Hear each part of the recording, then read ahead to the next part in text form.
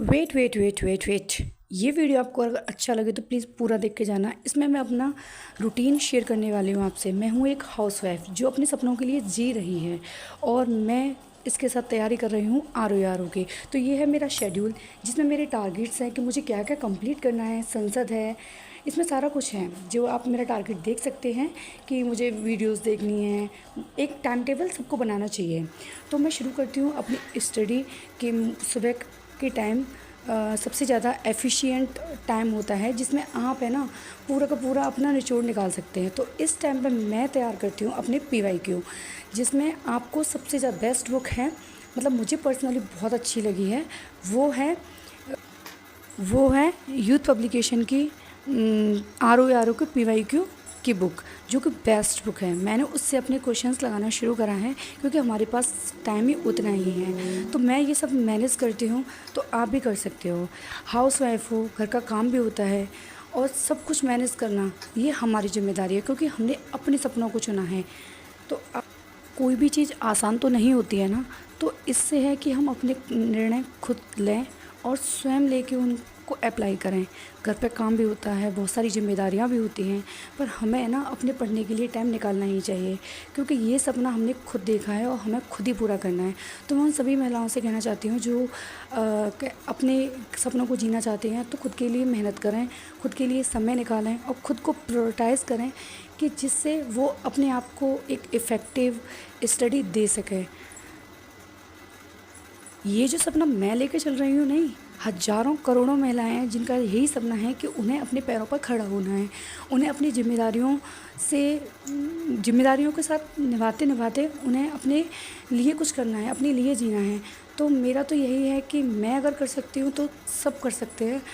अगर आपकी क्वेरी भी है कुछ भी, बुक से रिलेटेड, नोट्स से रिलेटेड, और मैं क्या कंटेंट पढ़ रही हूँ, करंट के लिए क्या फ़ॉलो कर रही हूँ, मतलब मेरा टाइम टेबल क्या है, मैं कैसे मैनेज करती हूँ, तो आप मुझे कमेंट में जाके बता सकते हो। मैं आपकी जितनी भी प्रॉब्लम हो सकती है कोशिश करूँगी उनका एक सही तरीके से आंसर देने का। तो आप मेरे सपोर्ट करें और मैं आपको ये बताऊँगी जो मैं बुक फ़ॉलो कर रही हूँ यूथ पब्लिकेशन की, उसका मैं आपको बताऊँगी उसमें कितने अच्छे इस तरीके से क्वेश्चन आंसर को दिया हुआ है। बहुत अच्छे से उन्होंने एक्सप्लेन करा हुआ है उस चीज़ को। तो बताती हूँ मैं आपको आगे। तो ये है बुक यूथ पब्लिकेशन की RO के PYQs की। तो मैं इसमें आपको बताऊंगी कि आपके सारे फैक्ट, आप एक फैक्ट पढ़ने जाओगे और आपके कई सारे फैक्ट इससे क्लियर होंगे। ये पेपर है जो अभी निरस्त हुआ था 2021, जो 2024 का हुआ था, जो फेब में हुआ था 11 फेब को। तो इसमें मैंने साथ देखो, मैंने जिस तरीके से स्टिकर नोट्स लगाए हुए हैं, मैं किस तरीके से पढ़ रही हूँ, मुझे एक एक चीज़ का कैसे आइडिया हो रहा है। और इस बुक की मुझे एक बेस्ट चीज़ पता है क्या लगी, इसमें मतलब टॉपिक भी दिए हुए हैं कि पता है आपके हिस्ट्री में से कितने क्वेश्चंस आ रहे हैं, पॉलिटी में से, ज्योग्राफी में से, करंट से, यूपी से। तो सबसे बेस्ट बुक है ये। अभी ऐसा होता है कि हम शाम को थक, तो दोस्तों आपको पता ही है कि कभी कभी मन बहुत उदास हो जाता है, हम तैयारी करते करते एकदम से डिमोटिवेट हो जाते हैं। हर दिन ऐसा लगता है एक जंग सी लगती है। तो मैं यही कहना चाहती हूँ कि ये सपना आपने देखा है तो आप अपने लिए जियो, अपने खुद के सपनों के लिए जियो। यही चीज़ तो है मोटिवेशन की, कि हम सोच तो बहुत कुछ लेते हैं बड़ा करने का, पर उसे पूरा करने से पहले ही है ना अपना डिमोटिवेशन के कारण है ना अपने हताश होकर बैठ जाते हैं कि हमसे नहीं होगा। पर कहते हैं ना कि अगर आपने किसी चीज़ की शुरुआत करी है तब तक उसे अंत तक पा ना लो, तब तक जी जान लगा दो, जितना हो सके उतनी मेहनत करो। महिलाओं से मेरा यही है कि कहते हैं ना कि उनकी लाइफ का सिर्फ यही नहीं होता कि बस अपना घर देखना है, बच्चे पालने हैं और ये है।